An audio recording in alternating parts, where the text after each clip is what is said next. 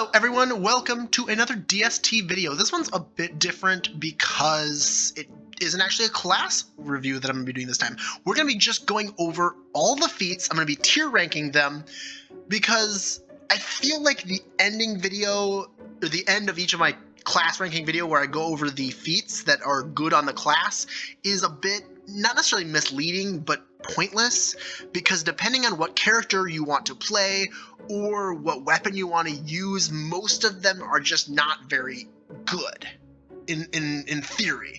For example, anybody who's playing a barbarian already knows what weapon they want to use despite whatever feat they might want to take. You know, if you're playing a barbarian that's using a spear, polearm master is going to be great for you. But if you're not using a spear, then it's not useful. And that's pretty obvious to most people, so there's no reason for me to explain that to you. So instead of doing any more of the feat reviews after the rest of the classes we have to go over, we've still got like 15 left to go over, I'm going to just do this overarching video that explains every single feat. Before we go into this, if anybody doesn't know what the DST system is, it's basically a reconfiguring of the leveling up system that D&D 5th edition, not 2024, but 5th edition from 2014, used for class progression. I've revamped the entire system, give it more dynamicity to how you level up, how multiclassing works to make things more interesting, and a revamp to how subclasses work to make everything flow, in my opinion, more fluently and more funly. If you would like to learn more, you can check the description. I have videos linked there. And if you want to know how the feats of this system work specifically, I'm going to give a quick recap here. Notably, whenever you gain a feat in any of the classes, it is separate from ability score improvements. You'll be getting ability score improvements, which are only for leveling up your skills, and feats are separate. This is only for picking up feats from any of the feats available in my system. And the way that the feats in my system work is that they can have multiple levels to them. For example, Proficient over here has 3 levels. Its first level will give you a +1 to your proficiency bonus. Its second level will give you another +1 to your proficiency bonus. And its third level will give you a +1 to your max proficiency bonus. And this means that when you take Proficient, you'll get its first level benefit, and then you'll have to take it a second time to gain its level 2 benefits. And the more you take it, the more benefits you get. Some feats will have less levels than others, and some will have many levels. The entire point of the system is to allow really strong feats like Sharpshooter to be split up into 2 halves, meaning that even though Sharpshooter is a really powerful feat and that taking a -5 to hit +10 to damage can be really busted, it doesn't come online right away. You have to take 2 feats in order to bring it to that power level, allowing it to feel a lot less overpowered in comparison to some of the smaller feats that you can just take right away. And this is a balancing feature that I tried to make the whole system work way better with. But anyway, if you want to learn more, again, I have linked in the description a bunch of stuff, including Google Docs page where I have shared all the content that I've gone over so far, including a list of all these feats. And in there is also a document that just goes over all the rules for the entire system. And if you want to read and catch up and figure out how the system works, you can read that, or you can watch the video that I have linked down below as well, which just is a overarching concept behind how the system works with me walking through how to create a character. But other than that, let's hop into this tier ranking. And I'm just going to tier rank them based off this system. S tier is reserved for the feats that every single class can, as a main class, as a subclass, every single character to some extent can make use of this. We're talking very powerful feats that you might want to invest your entire character's feat lines into just to get them to their highest level, or otherwise feats that you actually do want to invest 3 to 4 levels of feat into to get them to their maximum capabilities. These are going to be the best of the best and outrank everything else because they can literally go on everything. A tier. These are going to be feats that are really good pretty much no matter what class you're playing, but you won't necessarily want to take them to their max level. This is the S tier, but S tier for a dip, and taking them to their max level isn't always necessary. A tier might also represent a feat that is really, really good in specific builds. Some builds it's not the most useful in, but in other builds it can be make or break if you don't get this feat. B tier is going to be preserved for the feats that are pretty niche overarchedly. You'll definitely want them on some builds, and they'll be strong on those builds in particular, but just throwing them onto any random class, they won't necessarily jive well unless you've specifically picked them for a purpose. C tier, these will be the feats that are very niche and honestly won't necessarily bump the power much, but can be taken for flavor purposes, or if you have a very specific build and a very specific scenario where it's useful, can be useful. And D tier are the feats that you will never pick. There's almost no reason to pick them. I'm hoping we don't have any D tiers because I made all of these. So if any of them are D tier, I need to buff them because they're honestly really bad if that's the case. But we're going to start over here with Proficient. You can take Proficient up to 3 times. Level 1, you'll get a +1 proficiency bonus. Take this feat twice and you'll get another +1 proficiency bonus. And if you take it a 3rd time, you'll get a +1 to your maximum proficiency bonus. So overarchedly, if you take this feat all 3 times, you'll get a +1 to your maximum proficiency bonus and 2 +1s to your proficiency bonus overall. This is really good and honestly is going to immediately get rewarded in S tier because every single character uses skills to some extent, and Proficient bumps any skill that you're proficient in because it's just upgrading your proficiency bonus. Almost any class can take this, and if you want to just dip it a little bit, that's fine, but if you want to take it all the way to level 3, that's also great because having a +7 proficiency bonus near the end of your class progression is useful on every single character. Next up, we've got Skilled. This has 2 levels to it, and it allows you to, on level 1, gain proficiency in 3 skills or tools. And if you take it a 2nd time, you'll get the ability to gain expertise in 2 skills you are proficient in. Definitely a little bit less useful than Proficient overall, but also all characters use skills. I'm going to put this as A tier because definitely the first level of Skilled will help every single class out. Getting 3 extra skill proficiencies or picking up a tool proficiency if your class didn't give you one can be majorly helpful for the entire campaign that you'll be going through. But it is a little bit more niche than Proficient. After that, we got Skill Expert. This allows you to gain proficiency in a skill and then gain expertise in a skill you already are proficient in. Definitely almost as good as Skilled. If you take Skilled both times, you basically get this to a better degree, but if you're looking for a feat that you just want to take a single dip into to grab some skill proficiencies, to 1 feat and just get some expertise in something, I'm going to give this an A as well. Going down to Lucky, this allows you to reroll 1 d20 or force to reroll an attack against you, and you may use this feature up to 3 times per long rest. And then picking up this up again to its level 2 will allow you to use this proficiency bonus times per long rest, minimum of 3. This is another S tier feat right here.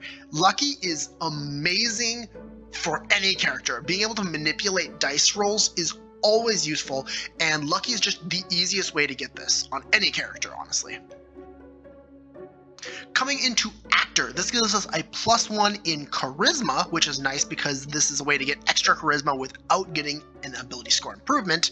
It gives you advantage on Deception and Performance checks, and it allows you to mimic the speech of a person or a sound made by a creature. This is going to be our first B tier. It's only a 1 level, and the features are not bad by any means, but it's definitely going to be more specific who wants this. A character that does not care about their charisma at all might pick this up to round their charisma for a less negative number, but honestly, most of the time the characters that are going to be wanting to take this are going to be ones that are charisma based and ones that actually care about making those deception and performance checks. Under that is Observant. This has 2 levels. The first one gives you a +1 to your intelligence or your wisdom. It allows you to read lips, and you'll have a +5 bonus in passive perception and passive investigation. Both pretty useful, especially for making sure you don't get surprised. And speaking of getting surprised, if you take this at its level 2, you cannot be surprised, and you have a +5 bonus to initiative rolls. This means you'll almost always be going first in combat, just by degree of having such a nice bonus on top of all your initiative rolls. Really good on gladiators. There's of course some other characters that are going to want to go first, like the rogue, but overall I'm going to give this a B. It is also really useful, but a bit more niche in comparison to things like lucky and skill expert. Under that we've got Dungeoneer. This has a lot of abilities attached, but they're all pretty weak. It says you have advantage on wisdom, perception, and intelligence investigation checks to detect the presence of secret doors and traps. You have advantage on saving throws made to avoid and resist traps, and you have a resistance to the damage dealt by traps. When you attempt to disarm a trap and fail, you can choose to break your set of thieves' tools to delay the activation of the trap for 6 seconds. This is really good in the right campaign. And if your DM doesn't use traps, it's not going to be the best. This is going to be a C tier. Not bad at all by any means. This is a great feat if you're set up for it. And that's going to be kind of the idea behind C tier, is that it's going to be really good in the right campaign. Enduring. This is a 2-level feat that starts with a +1 to your constitution, and your first level of exhaustion won't affect you. Subsequent levels act as the level before them. And then if you take this a second time, you'll get another +1 in constitution, and you can no longer die of exhaustion, but instead fall unconscious at 0 hit points but stable. This is another really interesting feat because under the right circumstances, it can be busted. Such as if you're playing an oracle, this is really good because it means that your cursed exhaustion will not kill you even during the early levels, and then also you can just keep spamming it, and assumedly if you keep getting healed, keep spamming it. It's pretty awesome, honestly. It is only 2 feet dip. I am going to give it B tier overall though, because although it is really powerful, it does still come down to the fact that it is a bit niche. I mean, a fighter does not care about enduring unless they want a higher constitution, and there are better feats to get you a higher constitution. Over here, we'll go over to Keen Mind. This is only a 1-level feat, and it says you get a +1 to your intelligence, and you always know which direction is north. You'll always know the exact number of hours before the next sunrise or sunset, so basically you'll always know the time. And you can accurately recall anything you have seen or heard within the past month.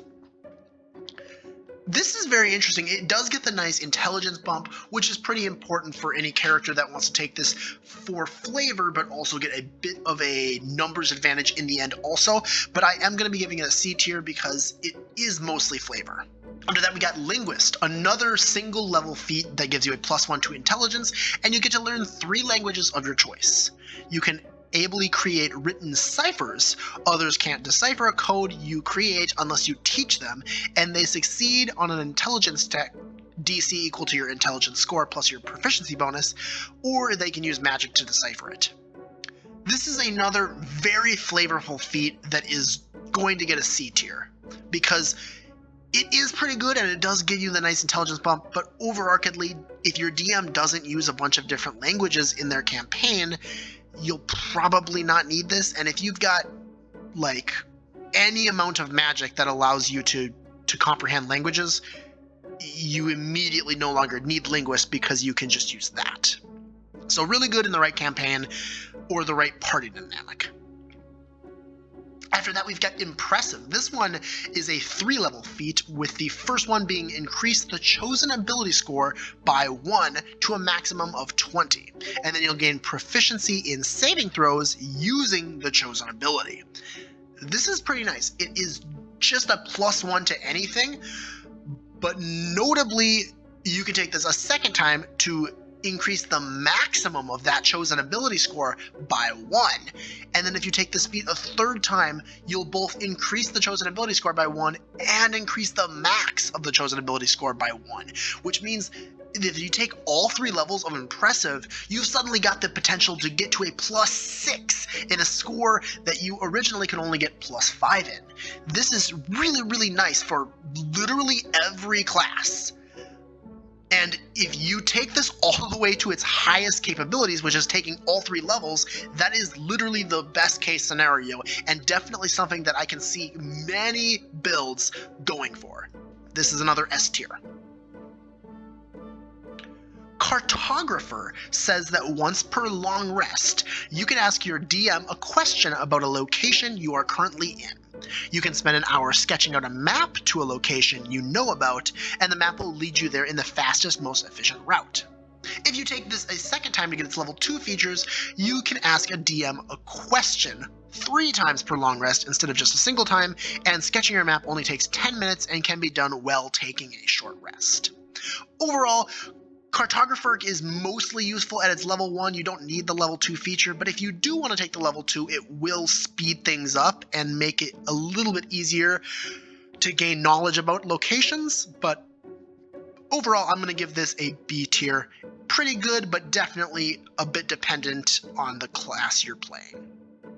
Street Smarts is actually very similar in tone. It gives you the ability to know the location of any bars, inns, shops, and shady businesses after staying within a town for at least 8 hours. This is a great scouting tool and will help out in certain campaigns, and I will definitely recommend this to lots of characters. Honestly, I was thinking about giving this a B, but I think I'm going to give it an A. It is a bit niche overall, but since it's only a 1 feat dip, so it doesn't take much, and picking this up at your first feat you get in the game can honestly make your character a really flavorful, charismatic guy, even if they aren't using charisma as a major stat. You could be just the ruffian fighter that so happens to be really good at picking up on street smarts. Beneath that, we've got Healer. It's only a single feat to take, and it says that when you use the Healer's Kit to stabilize a dying creature, that creature also regains 1 hit point. As an action, you can spend 1 use of a Healer's Kit to tend to a creature and restore 1d6 plus 4 hit points to it, plus any additional hit points equal to the creature's maximum number of hit dice. The creature can't regain hit points from this feat again until it finishes a short or long rest. This is amazing healing, and although it is a bit costly because of the price of healing kits, it's way cheaper than healing potions, and honestly can go really well on any character, no matter what. I'm giving this an A tier as well.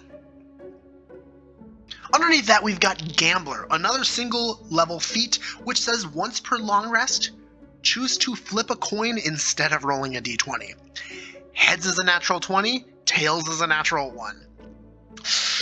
I can't say that this is the best feat ever because honestly, you are technically changing something that is more likely to succeed into something that's more likely to fail depending on your modifier for the skill.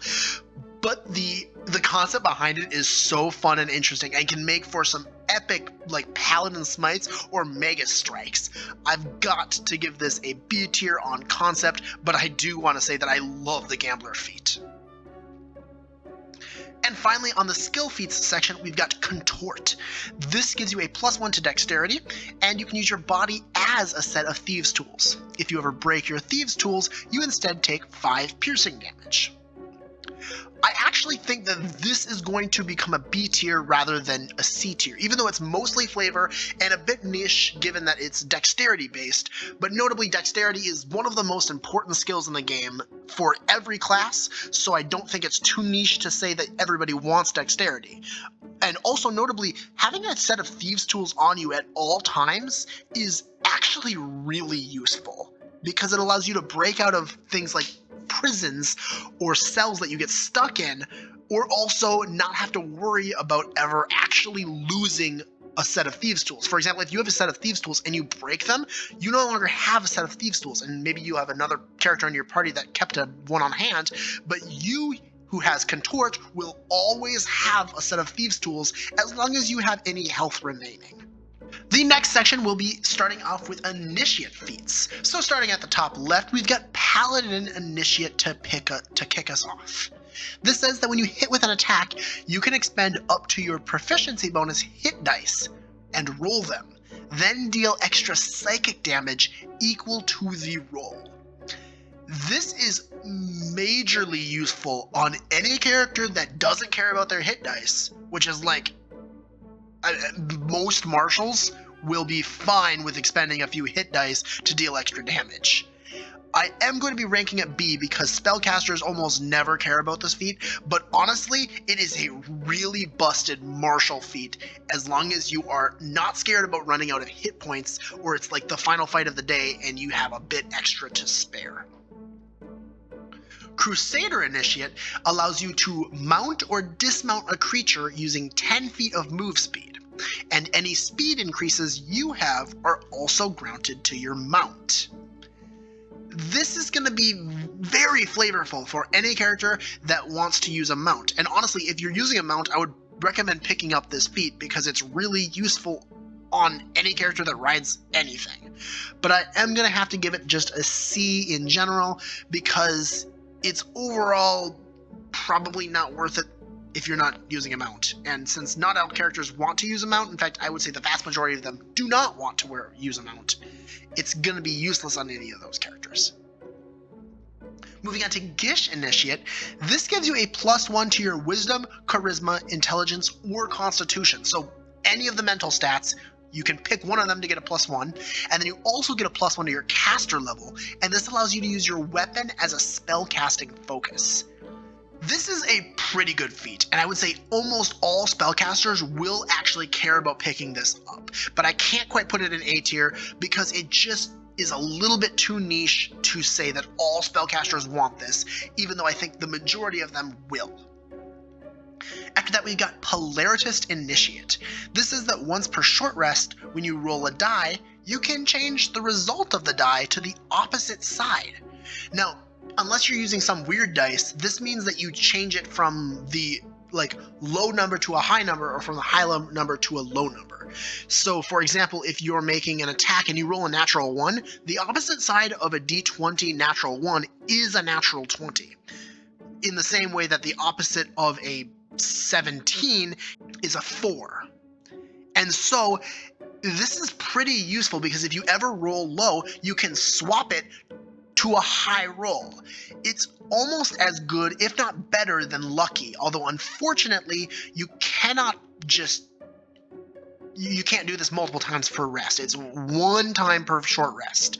But short rest is better than long rest. I'm going to also give Polaritist Initiate an A tier because it's useful on every character, because dice manipulation is important on every character. Valkyrie Initiate is honestly really good. It gives you the ability to cast Featherfall at will, which means fall damage for your party just never matters anymore. And it allows you to cast Fly on yourself, not anybody else, only on yourself, once per long rest. This is another A tier feat. Absolutely useful on every character. Being able to fly is awesome. Unfortunately, you can't bring your party with you, but being able to fly up out of a hole and then drop a rope down can be super useful and game warping if your DM is not prepared for it. After that, we've got a bit of an interesting one. The Barbarian Initiate feat is the exact same feat 3 times, which means you can take this for up to 3 different skills. It says choose a skill. You now use Strength instead of its normal stat for rolls on that skill. Super useful. For example, if you're playing a Barbarian that wants to be super intimidating, but you dumped Charisma, Barbarian Initiate allows you to make your intimidation checks with Strength. Say you also drop Dexterity. Well, now you can make your acrobatics checks with Strength.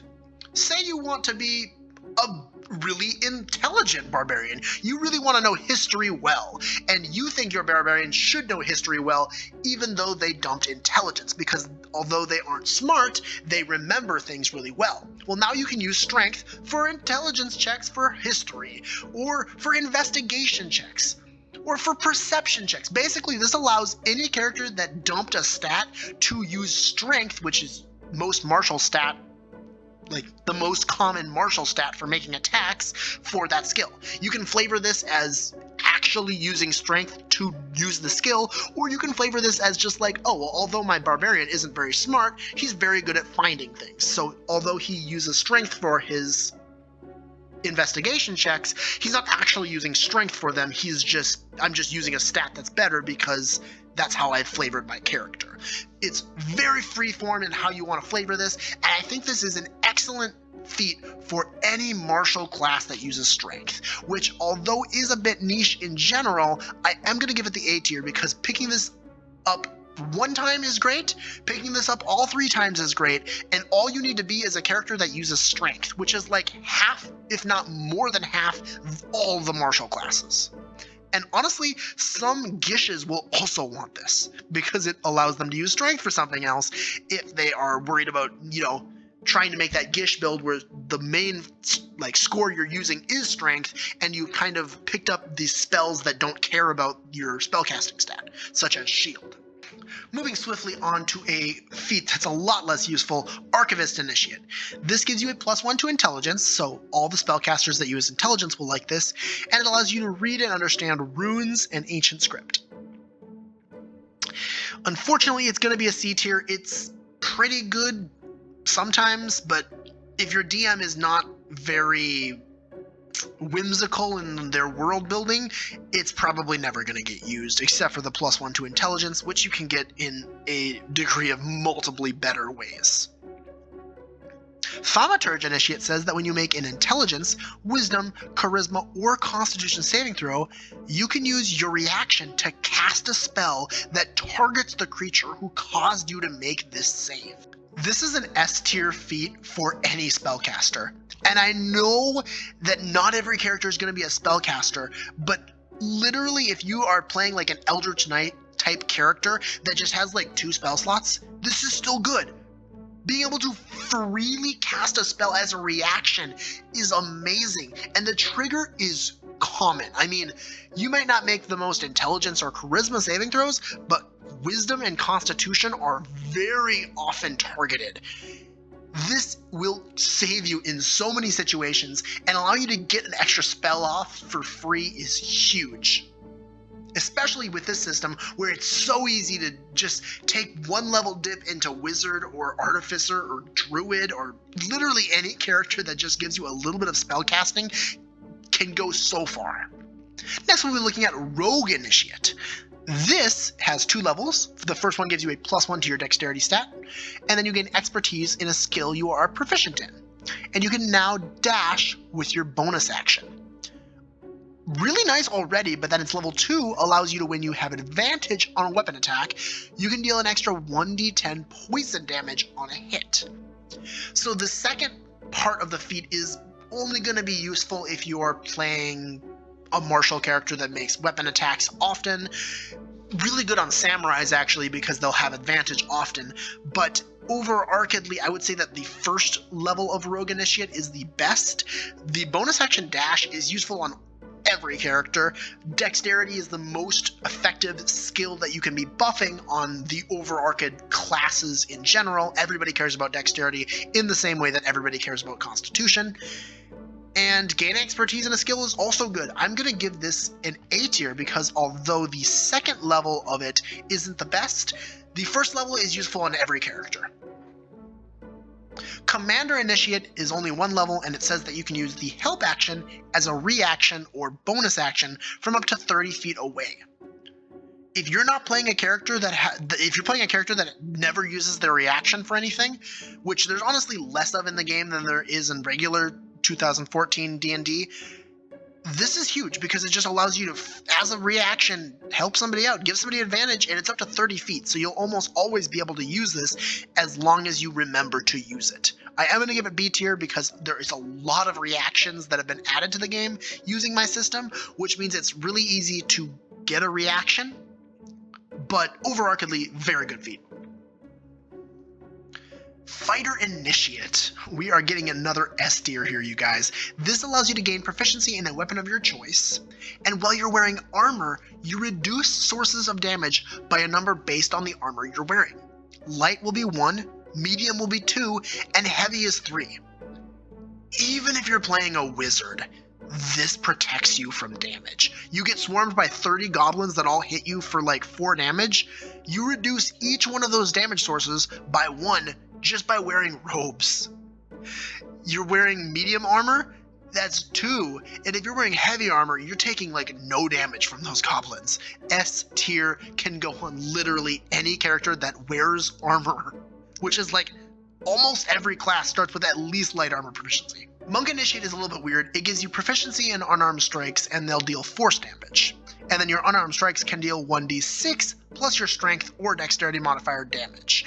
So this is, if you want to build a brawler type character that doesn't take any monk levels, this allows you to do a little bit of extra damage with them and also allow you to do force damage with them instead of bludgeoning damage.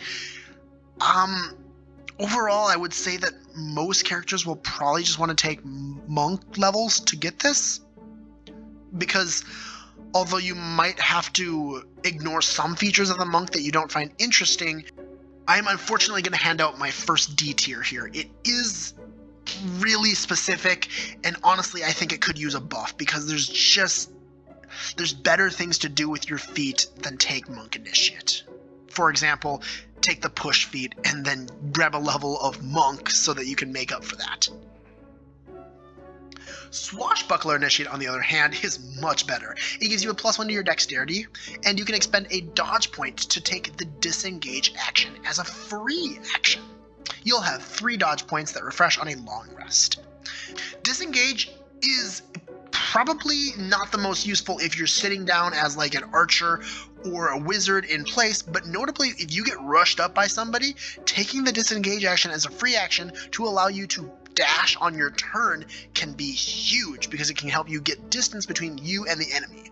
And since this is technically a free action, it means that 3 times per long rest you just don't need to worry about getting hit. And dexterity is a great stat on everybody. I am still going to give this the B tier, because if you never use it, it's kind of useless except for the stat bonus, but overall pretty useful. Samurai Initiate allows you to, when you miss a creature on an attack, you get a +1 bonus to attack and damage rolls for the next 1 minute, and this can stack up to 2 times your proficiency bonus. Now this is interesting because it is Samurai Initiate, because samurais are the most accurate class in the game, which means the more they miss, the more, I guess, angry they get so that they hit even better and more often. You can really build an interesting character around Samurai Initiate, where you take a bunch of like take -5 to hit, +10 to damage feats, so that you can make your chances to hit really low, keep stacking this bonus until it's super huge, and then be hitting for tons of damage, because again, you can stack this up to twice your proficiency bonus, which means if you've got a proficiency bonus of +3, that's +6. That is a huge bonus to both attack and damage rolls. And it keeps stacking until basically combat's over, because for the next 1 minute, that's like all of any combat. This I'm going to give an A tier, because every martial, every gish, any character that's making attack rolls can use this. This is not weapon attacks. This is when you miss a creature with an attack, you get a +1 bonus to attack and damage rolls. So every character that's making attacks can make use of this. Things like Eldritch Blast are great because you're making a ton of attacks, and if you miss any of them, it starts adding to this bonus that can keep stacking. Really good on any character that makes attacks. Gladiator Initiate gives you proficiency in your initiative rolls, and then your melee / thrown weapon attacks slow the target by 10 feet on a hit, and this will last until the start of your next turn and does not stack multiple times. This I am unfortunately going to have to give the C tier to, although movement reduction is pretty good. It is kind of limited because it's only melee and thrown weapons, so no ranged attacks can do this, unless you're counting thrown weapons as ranged attacks, which technically they are, but they usually have a smaller range. Gladiators love the proficiency bonus increase to their initiative rolls, but most characters won't care that much about initiative rolls in general. I mean, everybody wants to go quickly, but Notably, your proficiency bonus increase to initiative rolls only really matters if you want to go first really quickly. For example, things like rogues and gladiators, which love that. In general, I think this is really good for some specific classes, but is going to fall short on others. Dragoon Initiate says that when you hold your action with the ready action, you can also hold your bonus action to be used along with your action as well.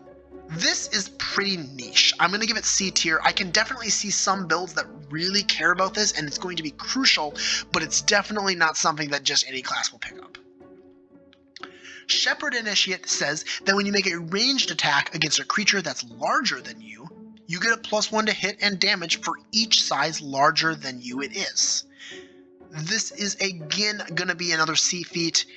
It's great if you're making ranged attacks, and it's great if you're fighting big creatures, but it does absolutely nothing for things like goblins that are fighting you. If you're fighting a dragon, you'll probably be getting a +2 to hit and damage for the entire fight, which is great. But again, only ranged attacks. Does work on spells, but I would say that you're going to need a specific build to use this effectively.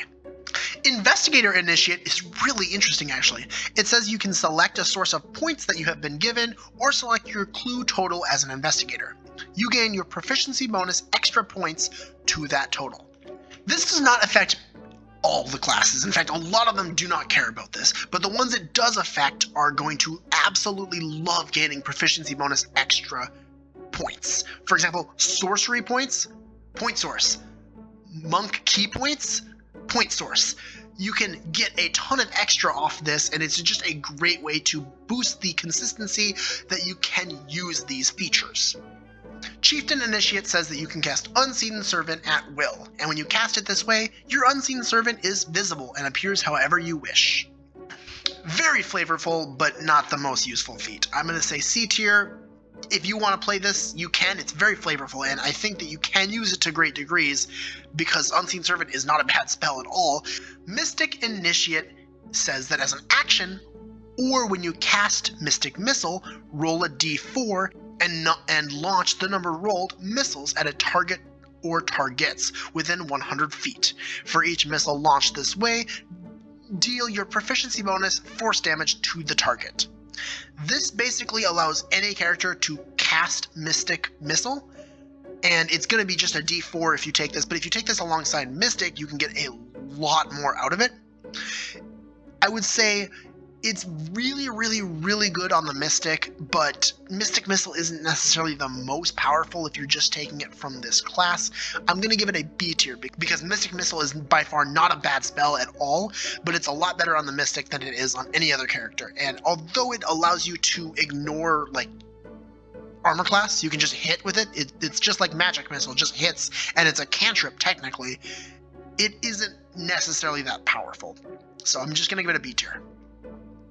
Vanguard Initiate, to round out this side of the Initiate feats, says that you gain proficiency with a shield, and if you don't already have it, you can wield a two-handed shield with one hand. If you are within 5 feet of a creature being attacked, you can add your shield bonus to their AC. This is, by the way, not a reaction. You can just do this. That's a free protection ability. Being able to use a shield if you don't have proficiency with it is great, and you can wield a two-handed shield with one hand, which is also great, because that means you can use the heavy shield, which is a +3 to armor class instead of a +2. I'm going to give this B tier overall, though, because although lots of characters want a higher armor class, it isn't crucial on every class, and so I think it fits well in B tier. Moving on to the other side of the Initiate feats, we'll start with Wizard Initiate.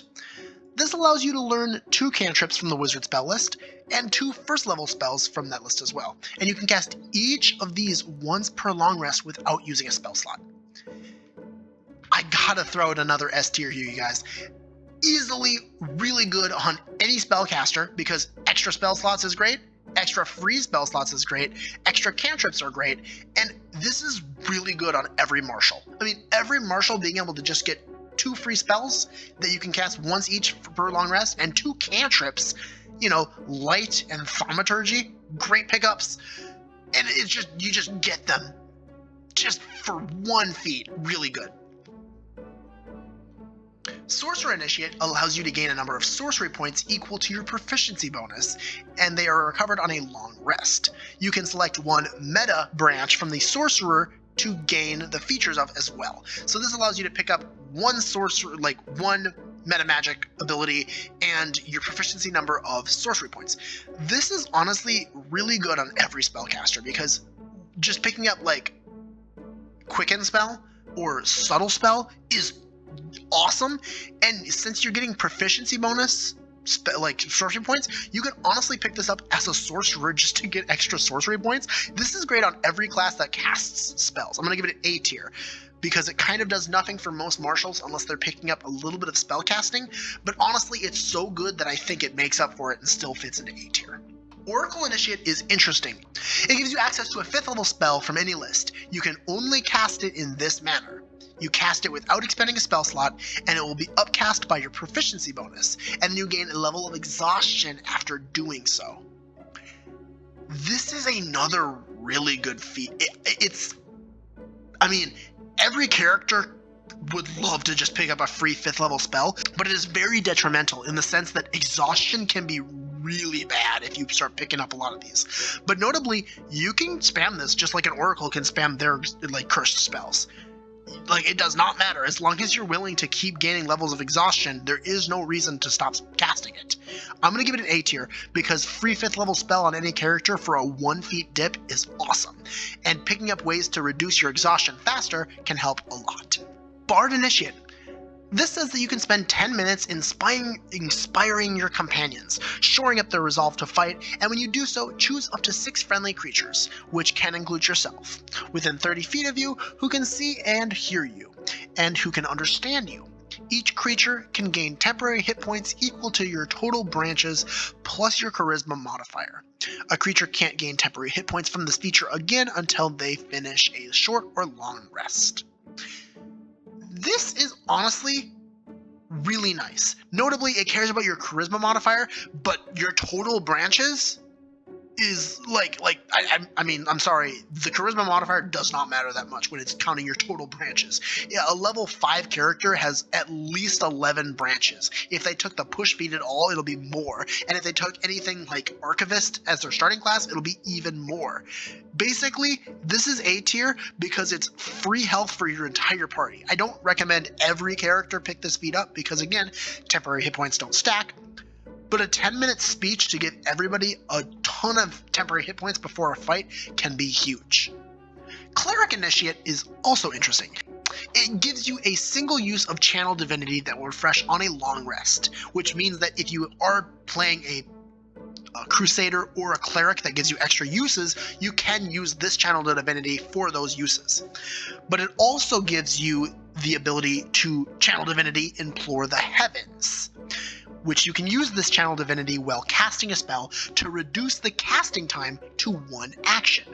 When you do so, you also reduce the spell slot required to cast the spell by your proficiency bonus.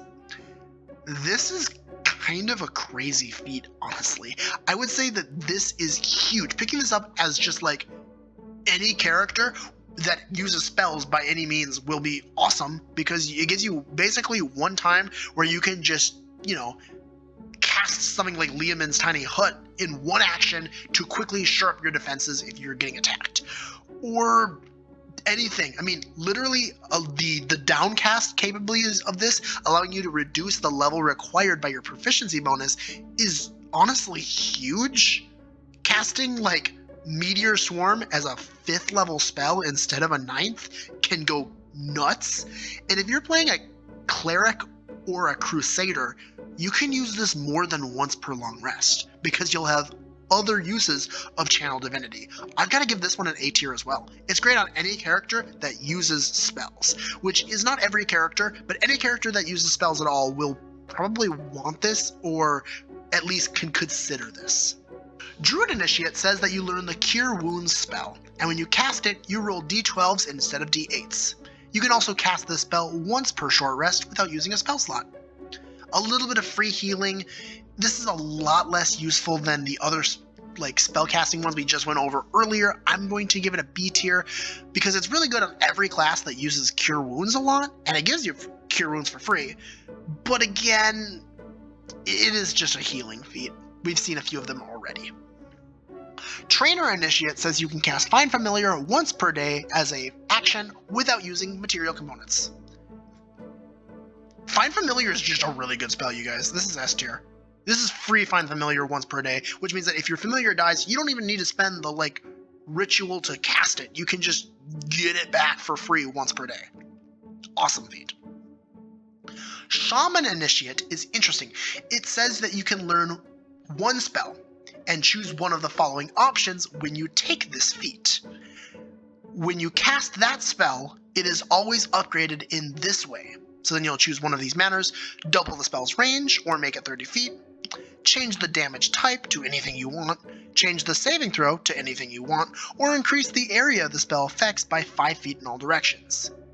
Shaman Initiate is just really good on any character that wants to have a signature spell that they keep spamming. This is good on every single spellcaster. I will say it's a bit more niche because most spellcasters are going to want to be mixing up which spells they use and won't necessarily have a signature spell they're constantly spamming, but those who want to play that style will really like Shaman Initiate because it can buff that spell in whatever way you want, basically. Magician Initiate says that once per short rest, you can increase or decrease the saving throw of a creature you can see by 1d6.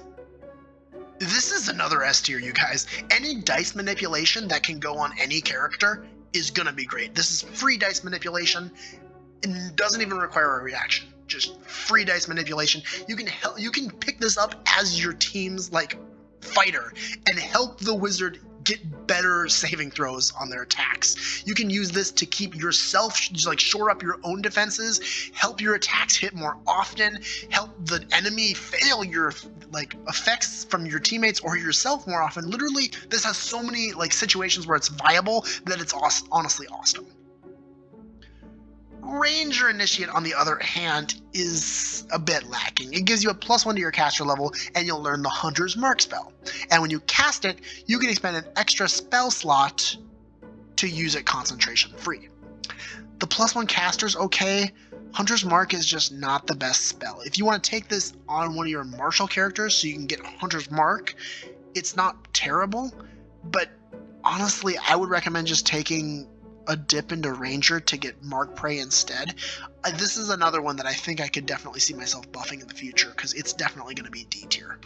Warlock Initiate. This has up to 4 levels. This is our first up to 4 level feat we'll see, actually. It starts out with a first level spell slot that you'll gain, and it recovers on a short rest. So an extra spell slot, pretty great. If you take it a second time, that spell slot that recovers on a short rest will become second level instead of first. If you take it a third time, you'll gain another first level spell slot that recovers on a short rest.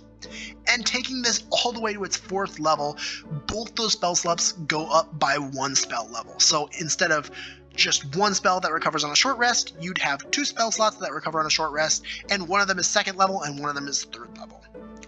This is pretty good. It doesn't give you any spells you can cast with this, so you technically do still need to be a bit of a spellcaster to use this ability, but honestly, any spellcaster could pick this up and go all the way to just get some extra spellcasting. I do think it's a bit of a lot to get to the point where you can get all the way to the bottom, but you don't need to go all the way to the bottom. You can just take this for 2 levels to get a nice 2nd level spell that recovers on a short rest. Take this all the way or just take the 1st level. There's so many options with Warlock Initiate, I have to give it A tier. Witch Initiate says that when you cast a spell that creates an area, such as a sphere or cylinder, you can instead create 2 of that area that are half rounded up as large, both still within the spell's range. This is pretty cool, but I'm gonna have to give it C tier because it's very niche. If you are casting Moonbeam a bunch, it's really useful. Depends on which spells you're using, really. It's also useless on martial classes. Warden Initiate says that whenever a creature you can see uses a legendary action, you regain your reaction. This is S tier. I'm sorry, I know not every character uses reactions, but I have to believe the majority of them do because there's so many reactions available in my system. I have at least doubled, if not tripled, the amount of reactions that exist in the game, and almost every character has no excuse to at least pick up one. And being able to get your reaction back is easier than ever with Warden Initiate. Manipulator Initiate basically is the telekinetic feat. It says that as a bonus action, you can manipulate a bit of nearby material to shove one creature you can see within 30 feet of you. When you do so, the target must succeed on a strength saving throw against your spell save DC, or be moved 5 feet toward or away from you, and a creature can willingly fail this save. I'm going to give it a B tier because it is a bit niche. It's very useful in the situations where you want it, but overall I don't think every character wants this. Artificer Initiate is also very niche. It says that you can imbue a small object with subtle magic power. Touch an object you can hold that isn't magical. Then choose a basic non-damaging effect that a cantrip could replicate, such as Prestidigitation, Druidcraft, or Light. Then choose a trigger for this to happen. The effect can be triggered as often as you want, but it can only have up to your proficiency bonus objects empowered in this way at any given time. Creating more when you already have made it to the max will disenchant the earliest imbued one. So I'm going to give this B tier as well. I can see it being very useful in niche cases, and I definitely would love to pick up this feat on a character I'm playing because I really like this kind of flavor behind it, but it is technically not that useful. And so, like, really creative players can take this and go so many places, but it doesn't give you any straight buffs, and so I'm going to have to give it a B tier. Alchemist Initiate says that when you drink a potion that requires dice roll, you always roll the maximum on each dice. If you're using healing potions a lot, this is going to be really good for max healing. If you're drinking potions that give you buffs that require you to roll dice, it'll be nice. I'm going to give it B tier because I don't see the most situations where it's useful, but healing potions are pretty common, so if you care about getting the most out of them, this will technically max their health recovery every time. Magus Initiate is pretty cool. It says that you can spend 10 minutes focusing and spend a number of hit dice. You then recover an expended spell slot where the spell slot's level will be equal to the number of hit dice expended. I will say that I think Warlock Initiate just does this better, but technically Magus Initiate allows you to get as many spell slots, like the highest spell slot back that you want. If you are a high enough level character, you can recover a 9th level spell slot on a short rest. I'm going to give this A tier, but I do think it's a low A tier. I think that there's many feats that are going to be better than this, and you do definitely need to be a spellcaster, preferably a full caster, to use it to its best degree. Moving into some martial feats, we're going to start out with Sentinel. This says that when you hit a creature with an opportunity attack, the creature's speed becomes 0 for the rest of the turn. Creatures provoke opportunity attacks from you even if they take the disengage action before leaving your reach. And that's the first level, but if you take this a second time, you will also gain that when a creature within 5 feet of you makes an attack against a target other than you, you can use your reaction to make a melee weapon attack against the attacking creature. And then you'll also have an extra reaction every round that can be used on either of these features. So basically, used to make an opportunity attack for creatures that are like leaving your reach, or used against a target that's attacking somebody else. This is really good on pretty much any character that is going to be in the front lines. It's not going to be the best on like skirmisher type builds, like rogues probably, but if you're like the fighter that's standing right next to the barbarian, pretty good. I'm going to give this a B because it's pretty useless on like spellcastings and pretty good on most martials.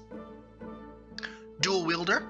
This is obviously going to be useful for characters that want to dual wield. It says that you gain a +1 bonus to your AC while you are wielding a separate weapon in each hand, and you can use 2-weapon fighting even when the one-handed weapons you're using aren't light. And then you can draw or stow 2 one-handed weapons when you would normally be able to only draw or stow 1. You can take this a second time to also wield 2-handed weapons as if they were one-handed. This can be one of the most flavorful feats in existence. If you take this all the way to second level, you could be wielding 2 great swords at the same time, and that can be awesome. But it's pretty niche. Not every character is going to want to dual wield, and this is useless on spellcasters. Unless you're like a gishy spellcaster that's dual wielding, of course. Mobile says that your speed increases by 10 feet, and when you use the dash action, difficult terrain doesn't cost you extra movement on that turn. When you make a melee attack against a creature, you don't provoke opportunity attacks from that creature for the rest of the turn, whether you hit or not. And then if you take this a second time for its level 2 ability, it says that your speed increases by 5 feet. When a creature misses you with an attack, you can use your reaction that turn to take the dash action. I'm going to give this B tier as well. It's pretty great on any character that wants to run around the battlefield effectively. Free dash action's pretty cool. Getting extra movement speed on any character is great, but I do think it's a bit niche in the sense that some characters will just not care about the movement buffs. And although being really, really, really fast is kind of fun and cool and flavorful, it doesn't actually help you in most situations because you usually have enough speed to reach what you need to reach. Mounted Combatant is only a 1-level feat, and it says you have advantage on melee weapon attack rolls against any unmounted creature that is smaller than your mount. And then you can force an attack targeted at your mount to target you instead, and if your mount is subjected to an area effect that allows you to make a dexterity saving throw to take only half damage, it instead takes no damage if it succeeds on the saving throw and only half damage if it fails. Unfortunately, I'm going to have to give this C tier, and it's not because it's a weak feat. This is a really, really powerful feat for any character that's mounted. And that's just not a common thing that people do. So I have to give it a C tier out of the fact that people just don't play mounted characters very often. Two-Handed Champion says that when you deal damage with a two-handed weapon and roll the maximum number on the weapon's damage dice, you can re-roll it and add that new roll to the damage as well. This is giving you 2 chances to crit, basically, because if you attack and you don't get a crit, you don't get a natural 20, but then you roll the maximum number on that damage dice, it's kind of like critting because you get to roll again. Notably, this goes crazy if you actually crit, because if you actually crit and then you roll the maximum number on the weapon's damage dice, you get to roll it again. Like you can honestly hit this so many times, because if you natural 20, you roll a 5 and then a 10 for that crit on a D10 weapon, and then you roll that and you get another 10, you can roll it again and then you get, like, let's say a 3 or something really small. That is still 28 damage. Without even taking modifiers into the account. This can go so cool, but again, only if you're using two-handed weapons. And so just because of that, I have to give it a B. I don't think any of these specific weapon feats will ever get anything above a B, just because, unfortunately, it does require you to use a specific weapon. Versatile Champion says that when you deal damage with a versatile weapon, if you are wielding it one-handed, then count any 1s as 3s. If you're wielding it two-handed, then all 1s and 2s are counted as 3s. This is a lot less niche than Two-Handed Champion. Versatile Champion it's a nice damage bump, but honestly, I would say C tier. You gotta be using a versatile weapon to make this useful, and the damage bump isn't that great. Moving into Charger, this says that when you use your action to dash, you can use your bonus action to make 1 melee weapon attack or to shove a creature. If you move at least 10 feet in a straight line immediately before taking this bonus action, you either gain a +5 bonus to the attack's damage roll or push the target up to 10 feet away from you. I gotta give this one a C as well. There's a lot of ways to get extra attacks, but if you have to use your action to dash, your options are really lowered. Now, if you want to play like a control-y type martial that's like controlling the battlefield by pushing things over, it's pretty great. And a +5 bonus to the attack's damage roll is not bad, but in general, I would say that there's a lot of better feats than Charger. Wave, on the other hand, is a really strong feat. Once per short rest, before you make a weapon attack, you can declare it as a wave attack. And then on a hit, you generate a line 15 feet wide and 40 feet long, originating at the target of your attack and pointing it away from you. All creatures within this line take damage equal to the rolled damage during the attack and are pushed 5 feet away from you. This is basically one time per short rest where you get access to the wave spell for free. And every marshal will want this ability. It's a super powerful ability. If you get a thaumaturge on your party that can cast wave on you, this is not the most useful. But say your thaumaturge cast wave on your barbarian and you're the fighter, now you can both wave, or at least you can once per short rest, unless you take this at its second level, which allows you to do this up to 3 times per long rest, and you recuperate 1 use after a short rest. This is a really, really strong ability. Put this on your paladin, because it's all rolled damage, so you don't get to add your modifiers.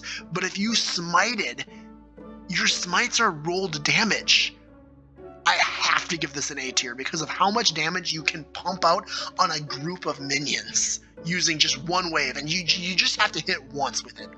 It is kind of gambly in the sense that if you miss, the wave like disperses uselessly.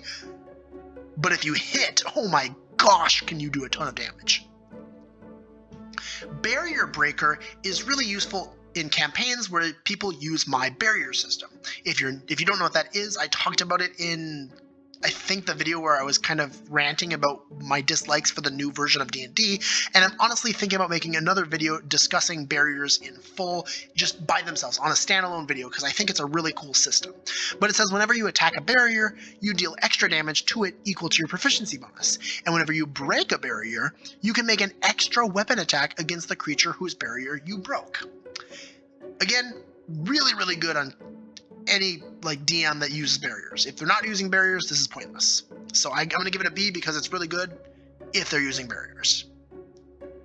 And if you guys want to see that video explaining how barriers work, I would love to make it. So go ahead and put that in the comments, and I'll hopefully get that to you guys if you're interested. Piercer says that when you critically hit a creature with an attack that deals piercing damage, you can deal extra damage equal to your proficiency bonus times the lower roll on your weapon's damage die from the crit. This is really interesting. Piercing weapons tend to be a little bit lower, but say you rolled a crit with like a longbow that deals d8 damage, and you roll 2d8 and one of them's a 6 and one of them's a 3. And your proficiency bonus is a +3, you just get 9 extra damage on that crit, which I know this is only for crits, but that's so cool. I love this feat. And you can take it a second time to, when using a weapon that deals piercing damage, you can make a driving strike, which will lower the creature's AC by a roll of your weapon's damage die before the attack. You may use this driving strike a number of times equal to your proficiency bonus, and all expended uses are recovered on a long rest. These are very different features, but the driving strike is honestly pretty good as well. I can't give this anything higher than a B because, again, you gotta be using a piercing weapon to make this useful, but I think both halves of the feat are pretty good, and picking up both is also pretty good. Grappler says that you have advantage on attack rolls against a target you are grappling, and you can use a bonus action to squeeze your grappled target, dealing your strength modifier bludgeoning damage to them. A little bit of extra damage on grappling, and if you take this a second level, you can get creatures that are grappled have their AC lowered by your strength modifier, and your bonus attack squeeze now deals 1d4 plus your strength modifier bludgeoning damage. And again, that's an auto hit. You don't need to make an attack roll or anything. You just deal the strength modifier damage, and if you take this a second time, d4 plus that. So any character that wants to grapple, Grappler's great. Pick this up with a Lamia as your race, and you've got a great build already. I'm going to say B tier because, again, not every character will want to grapple, but those who do, this is great.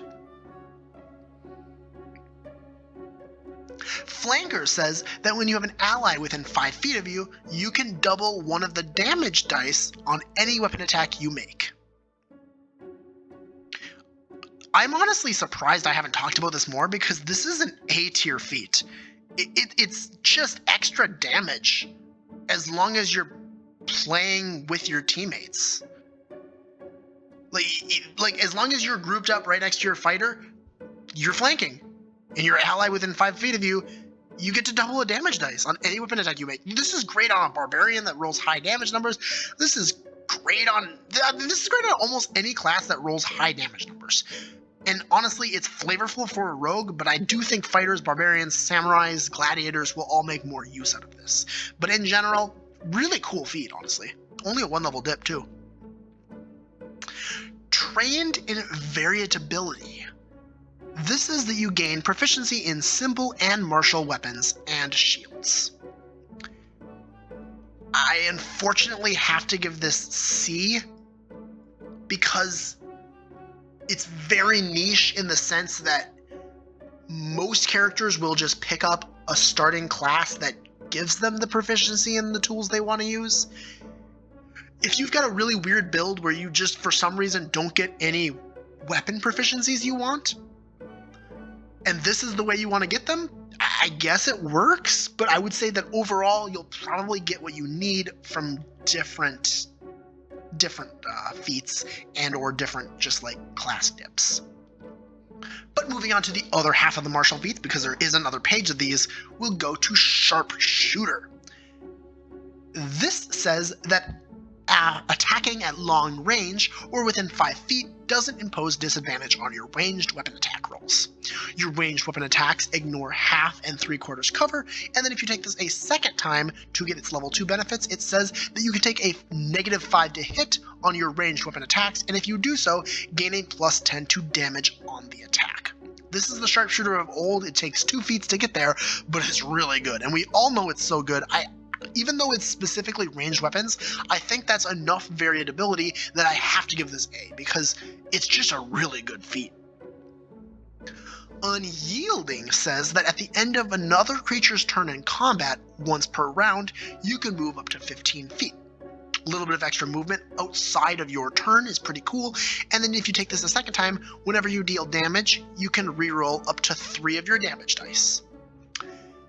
I'm going to have to give this C. There are definitely some niche builds that will be excited about using this, but overall it's a bit kind of random in some of the aspects it's giving you, and I could definitely see myself remaking this to make it a little bit more flavorful, but for now, it's just a bit of a weak feat that some characters will probably really like. Bloodthirsty says that you do not have disadvantage on wielding heavy weapons, no matter your size.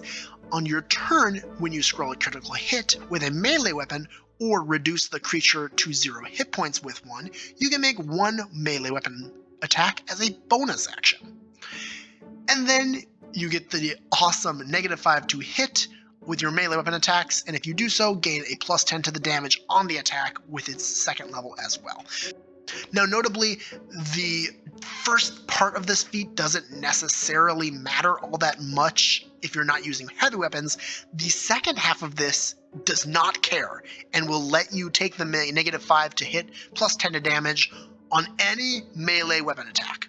So even if you're using like a short sword, this still works with Bloodthirsty. So I got to give this an A tier as well, because although it does not work with ranged weapons, this is the version of the Sharpshooter feat, but for melee weapons, and that's pretty great. Swordmaster says that when you attack with a short sword, scimitar, rapier, longsword, or greatsword, you can leverage your advantage to push for a kill or pull yourself out of a bad situation with risky maneuvers. When using one of those weapons with advantage, you can choose to instead take disadvantage to add the higher roll as damage if the attack still hits. With disadvantage, you can choose to negate the disadvantage, but if you still miss, the target will get an opportunity attack on you. If they do not have this reaction, it will recharge immediately, allowing them to use the reaction and hit you.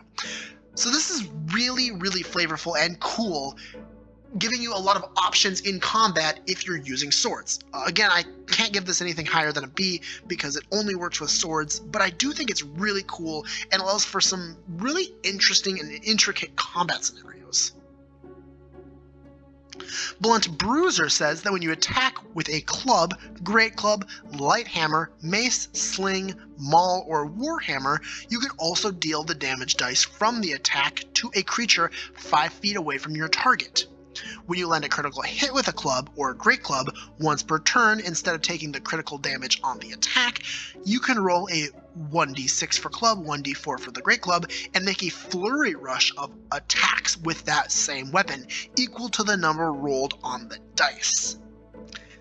This is so flavorful and cool, and if you're playing a character that wants to be the frothing at the mouth type, I'm gonna use a club and beat things to death, it can be so cool to see your barbarian run in there, get a crit with their great club, and then just make 3 more attacks out of nowhere. Super cool, especially if you're buffing every attack damage roll somehow. This is a great way to get a ton of extra attacks. But if you take this at its second level, it has even more to offer. It says that when you hit a creature with an attack that deals bludgeoning damage, you can move it up to 5 feet to an unoccupied space, provided that the target is no more than 1 size larger than you.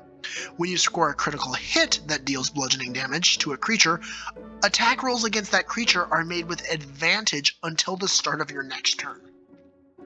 Again, it only works on bludgeoning weapons, and the Flurry Rush only works with clubs and great clubs, so I can't give this anything higher than a B, but it is like B+. I mean, this is probably the highest B we've seen. Crossbow Expert says that you ignore the loading quality of crossbows with which you are proficient, and being within 5 feet of a hostile creature doesn't impose disadvantage on your ranged attack rolls. And then when you use the attack action and attack with a one-handed weapon, you can use your bonus action to attack with a hand crossbow you are holding.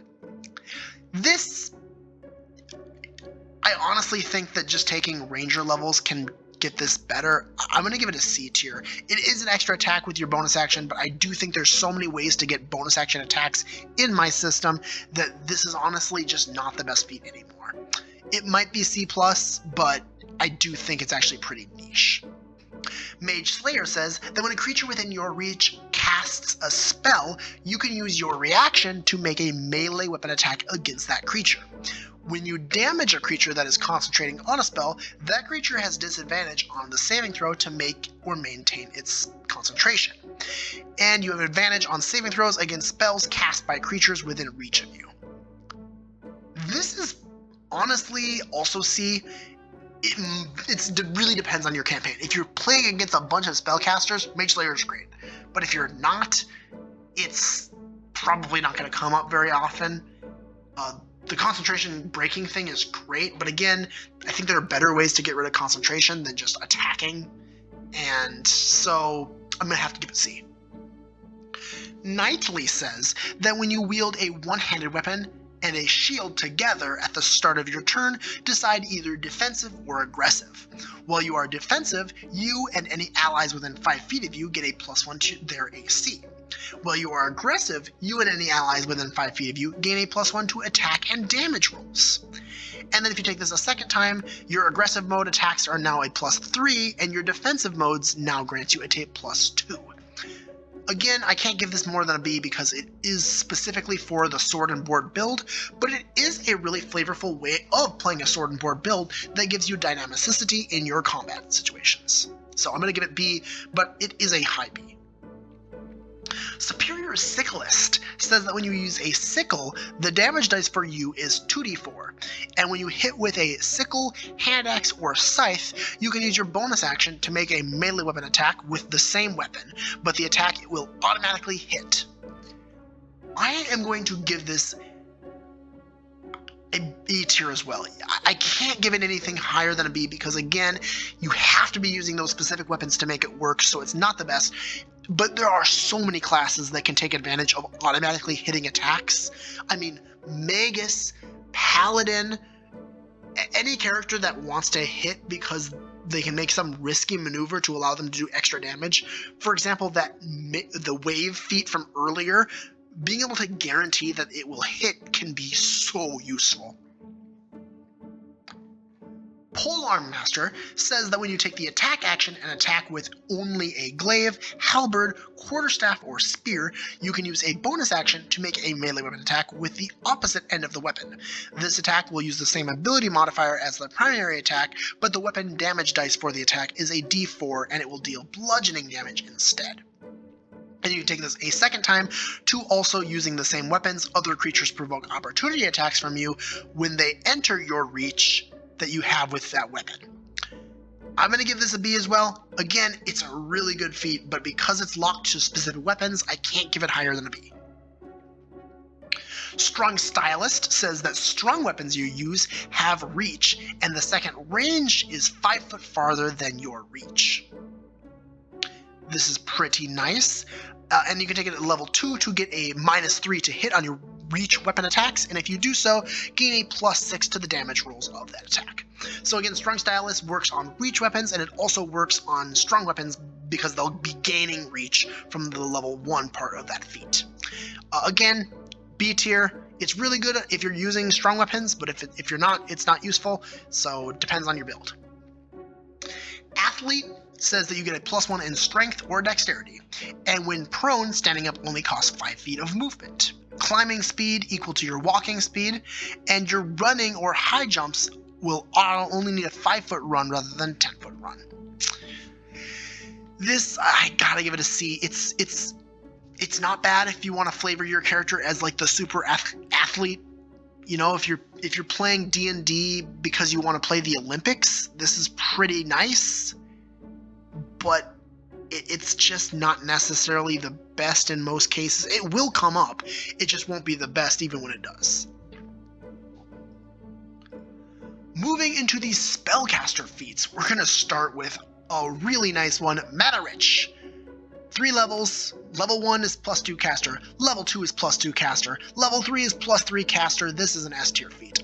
I cannot give this anything higher or lower than an S tier, because even marshals that pick up 1 spell slot, like 1 spell, immediately get a bonus from taking a +2 caster, because they automatically get more spell slots that they can use on that spell, even if it's just 1 spell. And hey, if you want to learn some more spells as your spellcaster, Learn It allows you to get access to any spell list of your choice. This I'm going to give an A tier because you can take it twice if you have 2 different spell lists that you want to get access to, but don't want to be dipping into the classes that grant you those. This is a great way to gain some extra spell slot lists. Ritualist says that you can cast a spell with the ritual tag as a ritual. This will require 10 extra minutes to cast, but does not expend a spell slot. I'm going to give this C because there are many classes that just grant you this feat, such as Archivist, Wizard, and I think Cleric and Bard both have it. I don't remember if Bard has it or not, but Cleric definitely does. There are better ways to get it, I would say. It's not the worst feat. I mean, ritual casting is a great way to expend less spell slots, but I don't know if it's the best feat ever. It definitely depends on your build, and it's useless on martial classes. Studied gives you +2 spells known, and you can take it twice to get, again, another +2 spells known. I'm going to give this an A as well, because it's really useful on any spellcaster and any martial that has taken things like Mana Rich, or maybe they have 1 spell list from some pickup like Ranger, or maybe they took 1 level of Bard because they wanted a certain feature so they have access to the Bard list. Getting some extra spells known is not a bad thing at all. Mage Hand Master says that you learn the Mage Hand cantrip, and when you cast Mage Hand, you can make the spectral hand invisible, and you can perform the following additional tasks with it. You can stow 1 object that your hand is holding in a container worn or carried by another creature. You can retrieve an object from a container worn or carried by another creature. You can use thieves' tools to pick locks and disarm traps at range. And you can perform 1 of these tasks without being noticed by a creature if you succeed on a dexterity sleight of hand check contested by the creature's wisdom perception check. Mage Hand is a great spell. Giving it bonuses is great. I gotta give this another S tier because even your rogue picking this up can be huge. I mean, even your barbarian picking this up can be kind of huge, because then in social encounters, they got something that they can do. They got their new shtick that they can pull off. And it's kind of interesting, honestly, to give something to just give out Mage Hand that's like buffed up to any character as long as they're willing to dump 1 feat into it. Shillelagh Master, on the other hand, is a little bit more niche. It says that you learn the Shillelagh cantrip, and when you cast it, it lasts 1 hour, which means you don't need to worry about the stupid, like, I cast this every minute at all times spiel that some dungeon masters make people do. And it deals additional damage equal to your proficiency bonus on a hit. I don't necessarily think that there's that many people that will want to use Shillelagh. There's a lot of ways to get the ability to attack with your spellcasting modifier without needing Shillelagh, so I'm going to put this as C, but Shillelagh is a very flavorful spell, and I would say that some characters will definitely want to pick this up for the flavor of Shillelagh. Blade Ward Master says that you learn the Blade Ward cantrip, and the casting time of the spell can be 1 attack. It now grants its resistance no matter the damage source as well. So this is really interesting because you can pick this up on like a fighter, and from now on, they can make like 2 attacks, and their 3rd attack can be made as casting Blade Ward, which means that they'll have resistance, which makes them kind of a pseudo-barbarian with a bit of an Eldritch Knight-esque like flavor to them. I'm going to give this B tier because it's honestly really good on lots of martial classes. It's actually less useful on casters because they won't have extra attack, but many martials can take use of this feature. Charged casting is going to be another big one. You start out with the ability to ignore the bonus action casting rules. This is a must-have on sorcerers that want to use Quicken Spell. And you can charge a spell with extra energy to make legendary resistance not work for the spell saving throw. You may use this 3 times before taking a long rest. Notably, the bonus action casting rule ignoration is not the same. Like, you can use that as much as you want. The 3 times per long rest thing is only on the charged casting rules.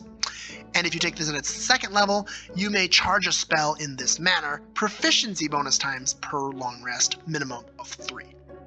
This is going to be another S tier. Honestly, I could see myself splitting this into a 3rd, like 3 level 1, 2, and 3 feats instead of just being 2 because it's that good. But for now, just 2 dips, and it's really powerful on any character that casts spells. Being able to just negate legendary resistance is huge, and ignoring the bonus action casting rules can make some spellcasters feel awesome. Friends Master says that you learn the Friends cantrip, and when the effect ends on a creature you cast it on, they make a charisma saving throw against your spell save DC. If they fail, they will never realize they were charmed.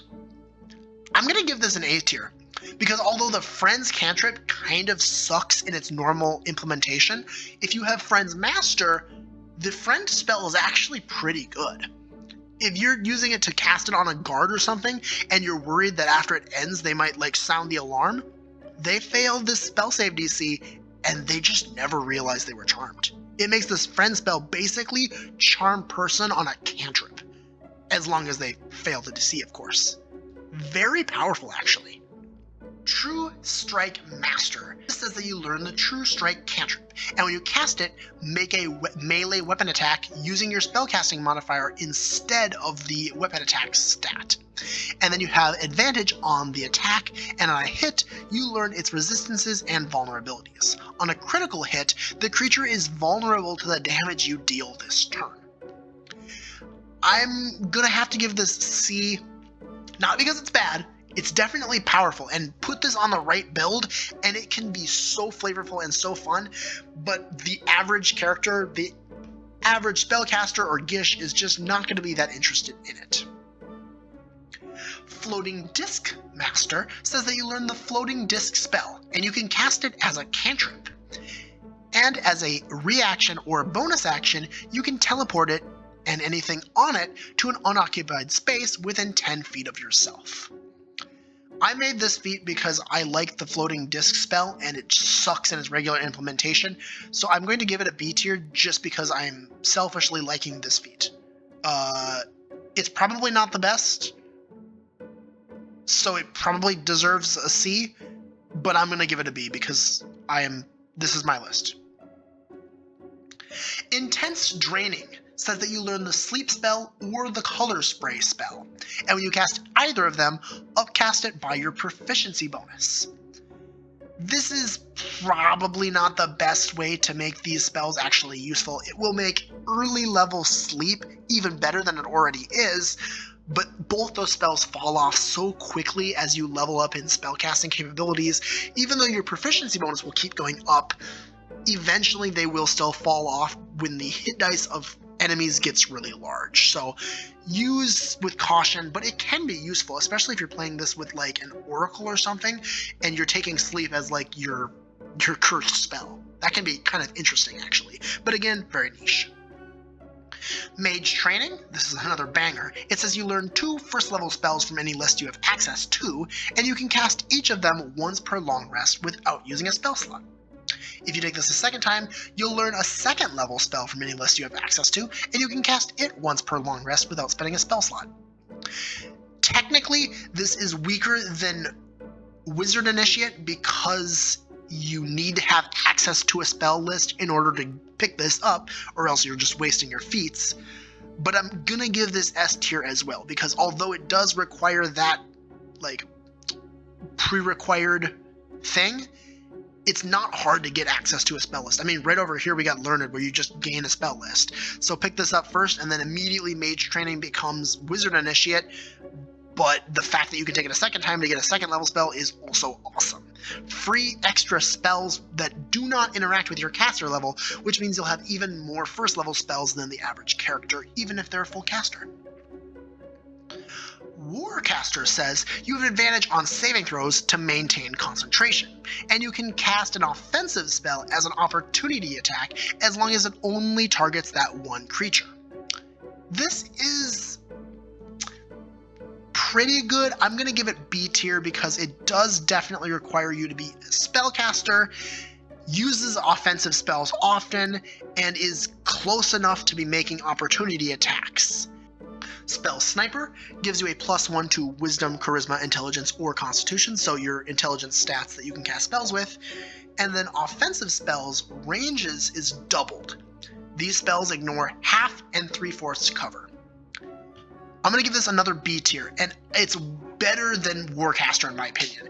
It's less niche, and most spells have a range, which means that these spells now have double range, and that's just good. Also, increasing any of your mental stats is great. So this is all around a banger like feat for any spellcaster. Arcane Awareness says that you can detect magic at will, and you can talk to a creature within 60 feet of you telepathically. Take this a second time, and now you can cast Detect Thoughts once per short rest, and your range for these spells and your telepathy is doubled. This is an A tier spell. Even martial classes will love to take this, because technically it's free spellcasting, and Detect Magic is just a really good spell. Having that up at all times is pretty cool, and it only takes a 1 feat dip to get that. Of course, you can take the 2nd dip as well to get extra, but either way, it's pretty awesome. Message Expediter says that you learn the Animal Messenger spell and can cast it once per long rest without expending a spell slot. Also, when you cast Animal Messenger, the animal will begin its journey by teleporting to an unoccupied space approximately 1 mile from its target. After the message is delivered, the beast teleports back to the location the spell was cast at. So this is a great way to not only keep your animal that you're using as a messenger way safer than it normally would be, but also just actually kind of makes like the Animal Messenger spell almost as good as Sending. Sending is still way better, but it's pretty nice. And Animal Messenger needed a buff anyway, so this is the buff that it can take. I'm going to give it a B tier, but honestly, I can see myself giving this A tier as well, because pretty much any character can use this to great effect. It just depends on the campaign you're playing in, because if you're playing in a campaign that doesn't care about messages getting cast, then it isn't the best. On to the final set of feats, guys. We're going into the defensive feats and other feats. These are split up because there's less of both of them. But starting with Heavily Armored. This says that while you're wearing heavy armor, You have a number of armor points equal to your strength modifier that will recharge on a long rest. When you take damage, you can expend an armor point to reduce the damage by double your proficiency bonus. If you take this a second time, you'll get a +1 to your strength, and your armor points now reduce damage by 3 times your proficiency bonus. Put this on any tanky character. I mean, a Vanguard would go nuts with heavily armored. I am going to give it a B because, again, it does require you to be using heavy armor, but that's, I mean, most characters that are playing the tanky character that would want heavily armored are probably already wearing heavy armor, so it's not that big of an ask. Medium Armor Master is honestly the reason that any character would wear medium armor. I feel like most characters are either wearing light armor for the dexterity buff because they're dexterity based, or they're wearing heavy armor because they're strength based. But Medium Armor Master is a reason to grab medium armor. It says that when wearing medium armor, if a creature attacks you with a melee weapon attack, they take bludgeoning damage equal to your proficiency bonus. And then if you take this at second level, while wearing medium armor, at the start of your turn, you can take a -3 to AC in order to boost the bludgeoning damage from this feat by your strength modifier plus your dexterity modifier until the end of your next turn. This is like crazy fun.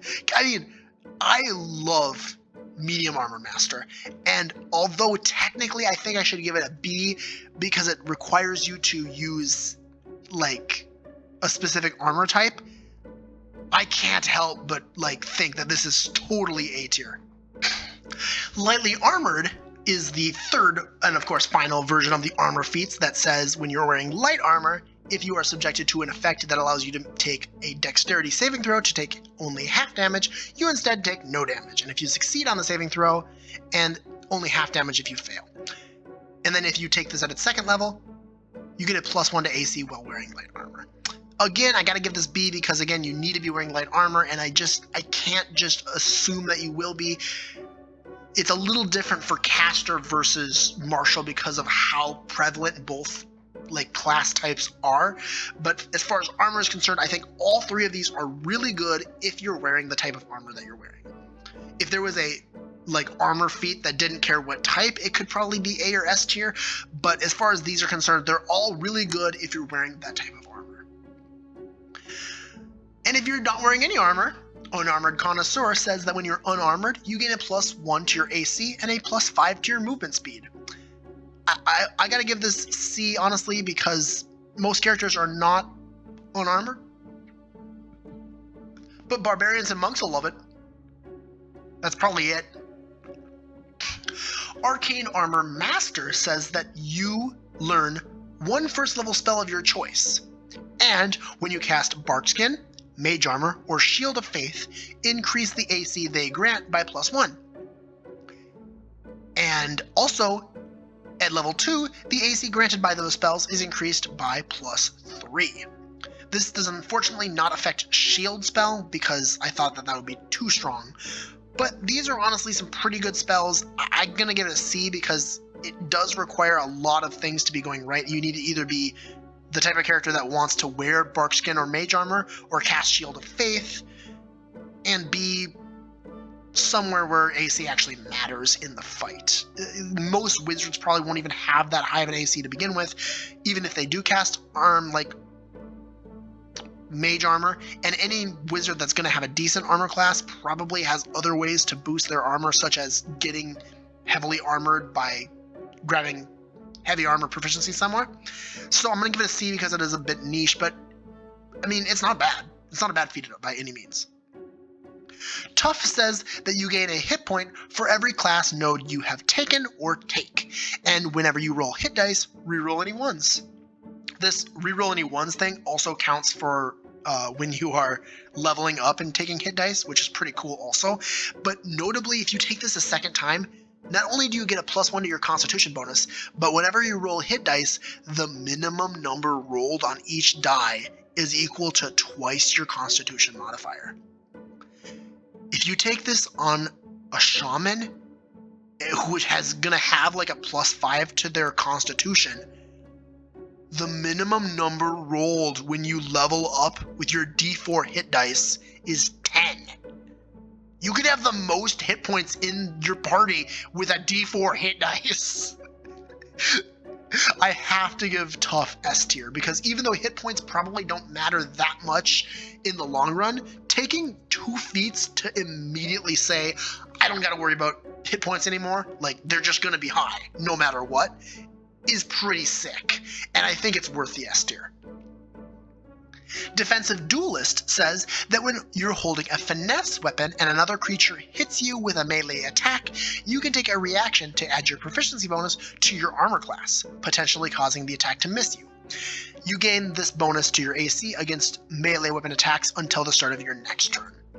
This is shield for any character that uses a finesse weapon. It's a reaction, like free shield that doesn't cost a spell slot. I'm going to give it B because it does require you to be using a finesse weapon. Honestly, this could probably be in the martial feats section, but it's not because it's a little bit defensive. So anyway, it's an okay feat. It does require finesse weapons though. Well Armored says that you gain proficiency in either light, medium, or heavy armor. And then you also gain proficiency in either light shields, shields, or heavy shields. I gotta give this a C because just like the last time we were talking about this, most classes give you the proficiencies that you need. And if you're worried about getting a proficiency that you don't have, just make sure that your main class gives you it, or I guess you could take this feat. It's a little bit of a niche feat, and I think most of the time people will just pick a main class that gives them everything that they'll need as far as what they get in their starting benefits. Skulker says that you can try to hide when you are lightly obscured from the creature from which you are hiding. When you are hidden from a creature and miss it with a ranged weapon attack, making the attack does not reveal your position. Dim light doesn't impose disadvantage on your wisdom perception checks that rely on sight. And if you take this a second time, when you are part of a group stealth check, you can take a -5 to your roll and offer another member of your party a +5. You gain expertise in a dex-based skill that you have proficiency in. I really want to give Skulker a B, but I can't get past how niche most of these features are. Yes, group stealth checks can be devastating if your paladin with heavy armor rolls a 3. And giving them a +5 can be okay. But in general, I don't know how useful this is. It's probably better to just take a feat that gives you a spell slot and grab Pass Without a Trace, because that'll just be better than taking both these levels to get slightly niche features. I think Skulker might be something that I might want to buff in the future as well, but I'm going to give it a C because I think the group stealth check thing could be interesting. And time for the other feats, where I think many of them are really cool, starting with the push feat. Number 1, take a node in your main class. Number 2, take a node in your main class. And the beautiful 3rd level of push, where you take a disconnected node from anywhere on any tree from any class. S tier plus S tier. This is the best feat in the entire game, and I honestly kind of think it should be 4 levels to get to the node from anywhere. But I honestly kind of like that this is just a feat that any character can take to distinctify every character by what feat they're taking with push. And so some characters might not even want it, but I think this allows for such interesting feat decisions, because not only are you pushing your main class to quicker node progression by wasting your feat choices to begin with, but it allows you to pick a different set of feats in the sense that your nodes are kind of like acting as the feats that you're taking instead. I think this is the best feat in the game, and I love it specifically, but I can also see some people not liking it. Either way, it's gonna get the SSS plus for me. Master of Techniques is another really cool one. This is that when you take this feat, choose one of the following qualities: Finesse, Thrown, Versatile D10, Two-Handed, Strung, or Reach. Whenever you use a weapon or make an unarmed strike, the quality chosen can be considered a quality of that weapon. And then it also has a generic -3 to hit, +6 to damage on any attack you make with a weapon or unarmed strike, stapled on the back if you take this a second time. This is A tier. This allows for such interesting customization between your builds and can make for some really fun multi-classing. I love Master of Techniques, especially on things like monks, but really can go good with any martial or gish. Sage says that during combat, if you do not make an attack or cast a harmful spell in your turn, your proficiency bonus increases by 1 until the end of a turn where you cast a spell or take the attack action. And then you can take this a second time to gain a pool of sage points. It's 3 sage points that will recover on a long rest. And you can spend any number of sage points whenever you add your proficiency bonus to a roll or whenever a creature makes a roll against a DC that uses your proficiency bonus. For every point spent, increase your proficiency bonus by 2 for 1 round. And if you take this a third time, you'll regain your sage points on a short rest. Sage is really interesting to me because I think it can come in clutch if you build for it. I'm going to give it a B because I think it's really strong if you build for it. And the final feat we'll be discussing is Healthy. This says that you can have 2 different sources of temporary hit points active at any time. A tier, there's so many ways to get temporary hit points either from yourself or your teammates, and just being able to have 2 different sources, I mean, that's just awesome, especially on shepherds, but I think every character can make use of temporary hit points. So I'm going to give it A tier. And that's every feat in the entire game. Again, I gotta say, Push is my favorite feat of all time, but I can also see some people liking many other feats better. If you'd like to tell me what your favorite feat is, put it down in the comments below and I will probably say something about it. I try to respond to all my comments that I get, especially on these videos that have a lot less views, because I really like interacting with you guys. And if you want to interact with me more, you can join my Discord down in the description. Hopefully I'll be getting out that manipulator video pretty quickly. I'm pretty sure it's going to win the class vote because it's already got like twice the number that the other 2 classes had doubled. But overall, I wanted to get this out because I don't want to put the feat section at the end of my class reviews anymore because it was just kind of wasting time, I felt like, and I thought this would be a more interesting way to just discuss all the feats with you guys. So I hope you enjoyed the video, and I hope that you have a wonderful rest of your day. Goodbye.